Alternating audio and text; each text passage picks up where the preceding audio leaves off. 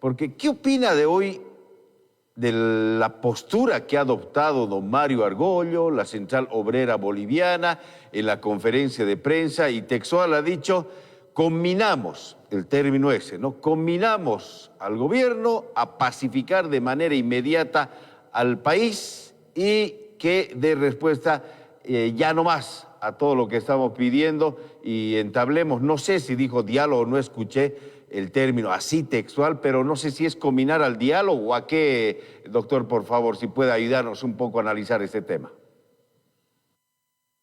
Bueno, es parte de la narrativa de lo que se maneja dentro de la hipocresía sindical. Y le digo hipocresía sindical por tres cosas puntuales.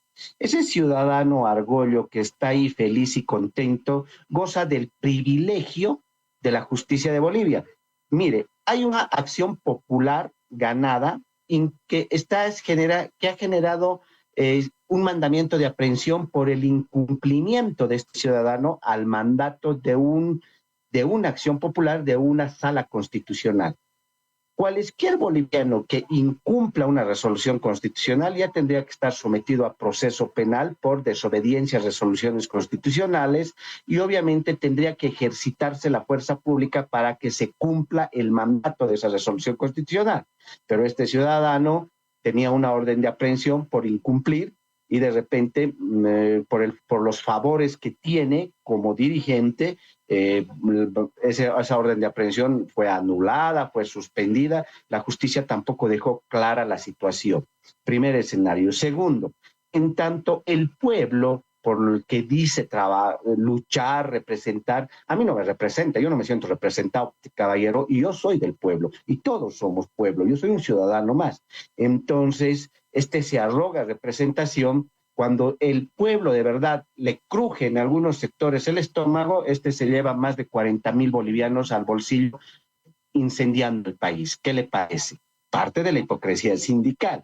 Y por último, hoy hace una conferencia de prensa prepotente, atrevida, donde le dice al gobierno, básicamente, pacifique el país.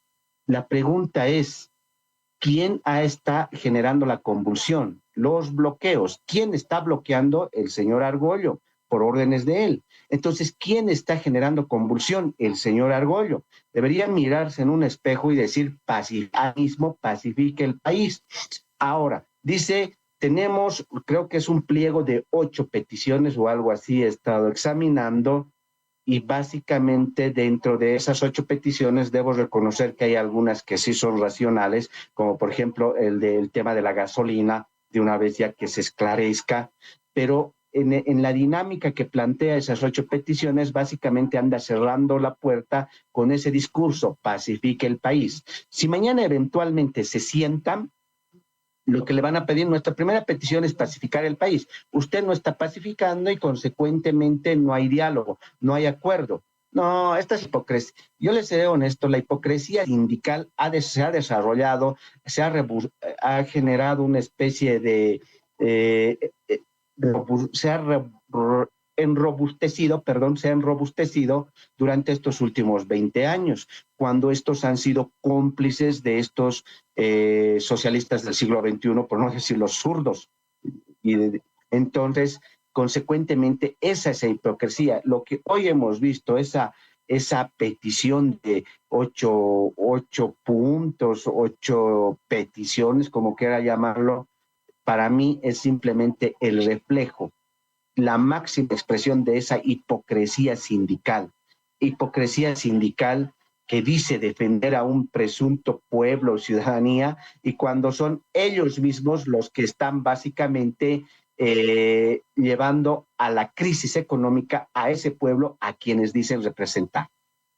¿Qué significaría, perdón, Darwin, antes que le pregunte, qué significaría que el gobierno acceda, por ejemplo, a algunos puntos que usted manifestaba, pero hay otros, por ejemplo, como abrogar la ley que regula los estados de excepción, declarar amnistía y liberar a aquellos supuestos presos sindicales que algunos están con detención preventiva, recordemos precisamente por los actos producidos en días pasados. ¿Qué significaría que el gobierno ceda ante estos pedidos? Porque estos son los condicionantes. Es decir, estamos entablando un diálogo o proponiendo un diálogo condicionado, doctor.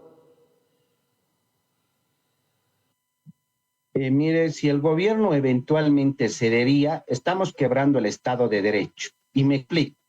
La única forma de poder dejar sin efecto o abrogar una ley es a través de un mecanismo de rango constitucional, la acción abstracta de inconstitucionalidad. Ese es el dentro de un Estado de Derecho. Si yo considero que la ley de estados de excepción es vulneratoria, planteo pues una acción abstracta de inconstitucionalidad de la norma y será el Tribunal Constitucional que se pronuncie y diga sí, evidentemente, y queda abrogada, queda anulada, como quieran llamarlo ellos. Eso es en un Estado de Derecho. Pero ir y decir, si ustedes no abrogan la ley, nosotros seguimos bloqueando, eso es una medida de hecho, porque están pretendiendo quebrar la ley con medidas de hecho, algo que no permite un Estado de Derecho. Entonces, si el gobierno cedería eventualmente a una situación de esta naturaleza, está quebrando el Estado de Derecho y, por supuesto, está dañando altamente el sistema democrático de nuestro país, así más claro agua. Y si cede también a liberar a esos sujetos que por algo están privados de libertad. La justicia en algún momento determinó conductas delictivas y les privaron de libertad, y si cedería a una petición frente a una medida de hecho, podríamos decir hasta frente a un chantaje, para que se entienda más clarito, pues también estaría debilitando el sistema judicial, porque básicamente llegaríamos a entender mañana si a título de protesta, a título de derecho a la protesta, cometo delitos, pues con mi presión bloqueando voy a pedir que la justicia sea benigna y libere eventualmente a aquellos presuntos delincuentes. Estoy hablando de presuntos, no los estoy calificando. Consecuentemente, eso fracturaría y debilitaría el sistema de justicia. Y si aterrizamos que tenemos un sistema de justicia por demás altamente cuestionado, un sistema de justicia poco creíble, con ese tipo de concesiones que haría el gobierno a estas peticiones, pues en definitiva se llega a la conclusión de que la justicia en Bolivia funciona por la presión y no funciona por la razonabilidad y en base a la seguridad jurídica y al principio de legalidad. Entonces, si el gobierno razona de esa manera, obviamente no cedería a esas peticiones. Y precisamente este tipo de peticiones tienen el que yo le digo de no ser cumplidas, porque la intención, lo menos que quieren estos ciudadanos, los que los vemos ahí en la foto, es pacificar el país. Estos tienen consigna política y el gobierno no está terminando de entender que más pronto que tarde, es muy posible que terminemos cansándonos los bolivianos, esos 10, 11 millones de bolivianos, y eventualmente podamos solicitar una vez más volver a poner en tema de discusión el referéndum revocatorio excepcional. Y ya lo dije alguna vez, hay un precedente cuando se hizo la ley de ampliación de mandato, el 2019, el 2020, de autoridades electas. Se amplió el mandato de alcaldes, de diputados, senadores, cuando ya habría concluido. Y la Constitución que dice es improrrogable, pero por esa ley de prórroga de mandato se amplió. Entonces no me vengan a decir algunos juristas, no señor, eso es imposible. No. Hay normas que dentro del rango constitucional se puede manejar con ley interpretativa de la Constitución, lo que pasó el 2019, el 2020 con la ley de prórroga de mandato. Entonces, es muy probable que los ciudadanos, en lugar de estar ya aquí de brazos cruzados, empecemos pues una cruzada. Queda claro que el gobierno ya no puede, le quedó grande para esta situación. Entonces, tampoco podemos ceder frente a esta petición de estos ciudadanos, que es quebrar la democracia. Entonces tenemos que buscar una salida democrática dentro del marco del derecho. Y esta sería, y repito, el referéndum revocatorio excepcional. No hay otra salida desde mi punto de vista, porque tristemente el boliviano cada día que pasa pierde el gobierno pierde credibilidad frente a la ciudadanía, frente a ese pueblo que dice representar.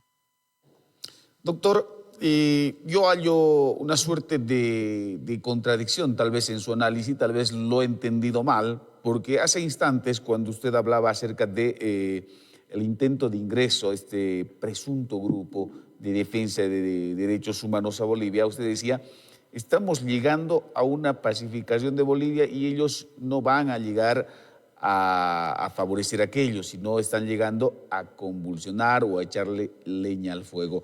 Sin embargo, ahora dice que posiblemente no tengamos esa paz de manera inmediata. Por favor, para aclararnos ello. Ya, sencillo. La central obrera está compuesta por 9 centrales obreras departamentales. 5 de ellas ya están pidiendo diálogo, se apartaron de la central obrera departamental. Entre ellas está la central obrera departamental de Oruro y otras más, creo que la de Santa Cruz, pero son 5. Entonces, está paso a paso, de una manera muy tibia, está tratando de solucionarse el problema, ¿me entiende? Yo le hablo de la posición del señor Argollo y de su entorno, ese entorno que está ahí en la foto, pero de alguna manera ya hay 5 centrales obreras departamentales que se están apartando de ese pedido extremo y radical del señor Argollo. Y eso es lo que involucra que hay 4 centrales obreras departamentales, y si contamos la central obrera regional, la COR del Alto, podríamos decir 5. Entonces, a eso me refería. Ha habido un avance. Ya el gobierno ha jugado al divide y ganarás. Entonces, ha logrado dividir. Entonces, frente a eso, podría, con la intromisión de estos defensores de los derechos humanos, podría haberse de repente evitado esa de diálogo de estas 5 centrales obreras departamentales. A eso me refería. Lo último que dije es exclusivamente a lo que dijo el señor Argollo, y ese es su entorno el día de hoy en una conferencia de prensa. Entonces no hay contradicción. Lo que estoy haciendo es una diferenciación entre lo que es la posición del señor Argollo y estos que todavía siguen con esa posición radical, y el avance que se vio, no es mucho, pero avance es avance, al ver que ya 5 centrales obreras departamentales están pidiendo el diálogo y se apartan del criterio de Argollo. Perfecto, ha quedado claro ahora, doctor. Sin embargo, quiero preguntarle cómo considera que va a continuar estos próximos días nuestro país. Todo va a depender, mire, del día de mañana. Hoy escuché que el vocero de gobierno invitó para mañana a las 9 o 9:30 de la mañana a un diálogo en función a esa petición que está haciendo el señor Argollo, que generó el señor Argollo. Entonces, si evidentemente el señor Argollo tiene la intención de diálogo y de pacificar el país, va a asistir, ¿no? Y en un diálogo, obviamente, ahí se dirán lo que se tenga que decir, pero diálogo es diálogo. Pero si el señor Argollo no va o le busca algún pretexto, entonces queda ratificado lo que le dije minutos atrás. Entiendo yo que ahora es crucial lo que vaya a suceder mañana. El gobierno ya invitó, el gobierno tiene conocimiento de ese pliego petitorio, lo llamaremos de esa manera. En base a eso, hoy les invita al diálogo mañana 17, creo a las 9 de la mañana. Entonces, tendrían que ir, ¿no? Porque la única forma de determinar si ese pliego se acepta o se rechaza es a través del diálogo, a través de sentarse en una mesa. Entonces, va a depender mucho de la actitud que asuma este grupo radical, este sector que todavía quiere convulsionar el país, y si logran sentarse, obviamente los resultados se verán producto del diálogo. Pero si no logran sentarse, no, en definitiva, aquí no, el señor Argollo está jugando a otra cosa y básicamente no tiene la intención de diálogo. Mañana, desde mi punto de vista, es un día crucial, es un día importante, y mire, esa es la incertidumbre en la que vivimos los bolivianos. En lugar de estar trabajando, pensando en invertir, pensando en generar riqueza, tenemos que estar pensando qué pasará mañana. ¿Habrá solución? ¿No habrá solución? No, no, por favor, esa incertidumbre no nos los merecemos los bolivianos. El gobierno tiene que darnos certidumbre, pero al parecer no tiene todavía el horizonte definido para poder generar esa certidumbre que necesitamos los bolivianos. Un pliego petitorio, sin duda alguna, es negociable, ¿no? Entonces, se podría admitir o aceptar alguna de las peticiones que realiza, en este caso, la Central Obrera Boliviana. ¿Conoce usted de las peticiones? ¿Cuál las considera que son viables? Mire, honestamente, hace minutos me pasaron, antes de entrar a la entrevista, me pasaron ese pliego. Lo único que logré leer es lo que ya habríamos comentado, el tema de la ley de los estados de excepción, y hay una petición vinculada al tema de la gasolina, que me parece interesante. Obviamente, los bolivianos necesitamos saber quiénes fueron los delincuentes que osaron en vendernos y osaron en comercializar gasolina en mala calidad y al doble de precio. Esa es una petición razonable, es una petición entendible, pero la de la ley, por ejemplo, de abrogar la ley con una medida de presión no es razonable porque quebraría un Estado de Derecho, ya lo dije. Entonces, conozco esas dos, las otras todavía no las he terminado de examinar porque, repito, recién me la pasaron, porque hay poca información en relación a esos. Sé que son 8 puntos, pero son 8 peticiones. Sí, así es, son 8, pero aparte le cuento que la Tupac Katari ha enviado otra más. Así que son 5 de la Tupac, 8 de la COP, serían en total 13 puntos, no sé hasta dónde llegar. Yo tengo mis serias dudas, honestamente, doctor, pero la esperanza es lo último que se pierde, más aún con la narrativa hoy del gobierno. El vocero utilizó dos términos, dos narrativas que me parecen que tampoco no son viables para aperturar el diálogo. Decía, ¿no? Una sí, el hecho de que nada justifica los hechos que se cometieron, nada justifica el haberles dejado sin alimento o dejarles sin alimento a la ciudadanía, nada justifica no dejar pasar ambulancias y otros temas más, evidentemente, estamos de acuerdo, pero decía otro, ¿no? Aquí no ha habido motivos para que se movilicen. Y cuando uno no acepta sus responsabilidades y también sus errores, creo que es difícil entablar el diálogo. Y el gobierno también tiene que hacer mea culpa, así como la Central Obrera, la intransigencia de la dirigencia, el gobierno también ha cometido errores, pues, doctor. No, pero si entre partes que no aceptan sus errores y continúan con sus posturas radicales, cerradas, medio difícil, ¿no, doctor?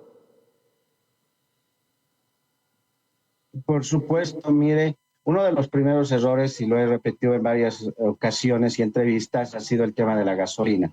Mire, qué patético. El boliviano aceptó levantar la subvención. El boliviano le puso el hombro a Bolivia y dijo, ya, no importa, voy a pagar el doble de la gasolina.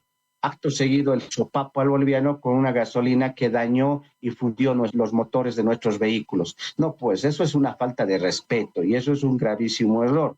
También se han advertido otro tipo de errores como el tema de la 1720. Caramba, la 1720, la ley de la pequeña propiedad, que ahora ya la han abrogado, pero la aprobaron, podríamos decir, de manera reacelerada, sin generar consulta y sin generar pregunta a los sectores interesados, sin ese previo diálogo. No, pues somos un Estado de Derecho y de democracia. Entonces, ese tipo de errores y muchos otros, como el tema del avión que se desplomó con millones de billetes, que todavía no está clara la situación, el tema de las 30 y tantas maletas, que eso vincula el tema de corrupción. Entonces obviamente hubo cosas extrañas y hay reclamos legítimos, pero de ahí a pedir la renuncia y demás, bueno, ya es una exageración. Entonces, usted tiene toda la razón. Si el gobierno va a empezar indicando, no, nosotros somos los mejores, no hemos cometido error alguno, y de ahí su petición es su movilización es injustificada, es como ya empezar a patear el tablero o la mesa del diálogo. No, señor. Ellos tienen que aceptar y buscar solución, porque de eso se trata, ¿no? Al final, los bolivianos nos merecemos que se solucione este problema, porque mire, lo único que queremos los bolivianos es algo tan sencillo y es un derecho básico que ahora se está perjudicando de muchos, en La Paz, en Oruro, en Potosí, en Trinidad también me dijeron que la cosa está fea. Los bolivianos lo único que queremos es déjennos trabajar. No queremos bono. Personalmente no quiero un bono, no quiero que me regalen nada. Solo quiero que me dejen trabajar, ejercitar, y muchos piensan así, ejercitar nuestro libre derecho al trabajo, ese sagrado derecho del trabajo. Déjennos ganar el pan del día con nuestro honesto sudor de la frente. Eso queremos los que no nos dedicamos a la política.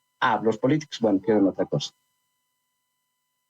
Digo completamente, y ojalá mañana podamos observar la luz al fondo del túnel, porque evidentemente todos estamos cansados. Uno piensa que en Tarija, por ejemplo, no estamos afectados porque no hay bloqueos. No, aunque no creo, usted va a una farmacia y no encuentra algunos medicamentos, porque efectivamente traen desde La Paz, muchas veces desde Santa Cruz, pero principalmente La Paz.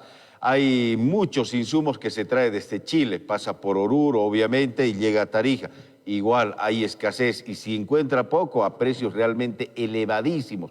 Entonces la situación está complicada para todos. Bloqueemos o no bloqueemos, exista o no existe bloqueo en nuestro departamento, pero todos estamos complicados, y los efectos se van a sentir post-movilización, post-bloqueo también, porque va a ser durísimo realmente recuperarnos y salir de este hoyo al cual nos han metido tanto gobernantes como dirigentes sindicales, cuando los ciudadanos simplemente pedimos y pedíamos lo que usted acaba de decir: trabajar, ganarnos el pan de cada día y tratar de sobrevivir en esta difícil situación. Muchísimas gracias, querido doctor, muy amable.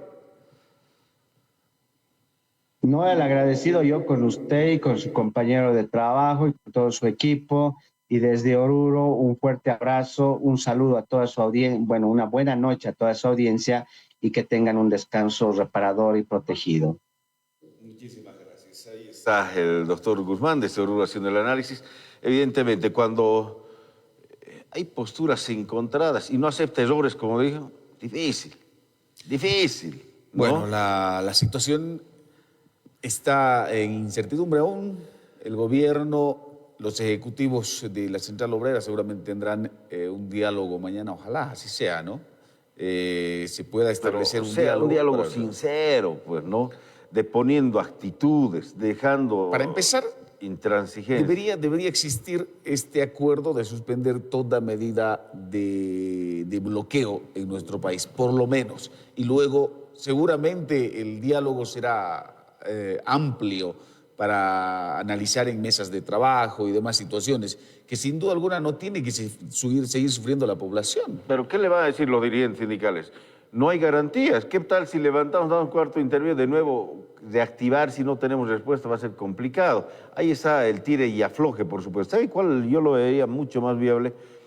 Que si se van a sentar estos dos sectores sea a través de mediadores, para buscar ese equilibrio entre ambas partes. Pero lo que quiere la gente es suspender inmediatamente el bloqueo. Claro, o sea, pero buscar que los mediadores busquen que se genere un cuarto intermedio, por lo menos, y se encamine el diálogo.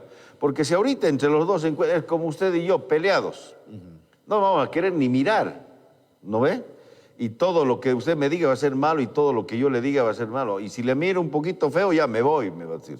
Y lo mismo va a ocurrir conmigo. Entonces, pero si hay alguien, la Iglesia Católica, derechos humanos, defensor del pueblo, incluso organismos o veedores internacionales, pero imparciales, lleguen y se pida auxilio internacional en este sentido, se sienten y sean los mediadores, que les digan: mire, Darwin, me parece que usted está siendo un tanto intransigente en esto y podría ceder esto o lo otro. Usted, Eber, podría ceder esto y deje su soberbia, capaz me diga, ¿no es? Ya no actúe de esa manera. Entonces, a veces siempre es necesario tener esa intermediación, alguien que medie, pero de manera imparcial, objetiva, en beneficio de la ciudadanía. Porque si los dos simplemente se encuentran mañana, no sé qué irá a pasar. Bueno, creo yo. Sería ideal, lo que usted dice sería ideal, pero no se olvide que desde el pronunciamiento que tenían algunos movilizados, acusaban incluso a organizaciones internacionales de ser partícipes y apoyar algunas medidas que inician el gobierno. Entonces, también podría ser un problema de retomar el conflicto al querer involucrar a otras terceras personas u organizaciones también. No, pero no organización, o sea, No me refiero a esferas políticas, ¿no? Sino sociales, claro, organizaciones, a eso me institucionales. refiero. No, la Iglesia Católica, la Iglesia Evangélica, tienen sus propias razones. O sea, que esté gente que vea de manera objetiva la situación también y de manera imparcial.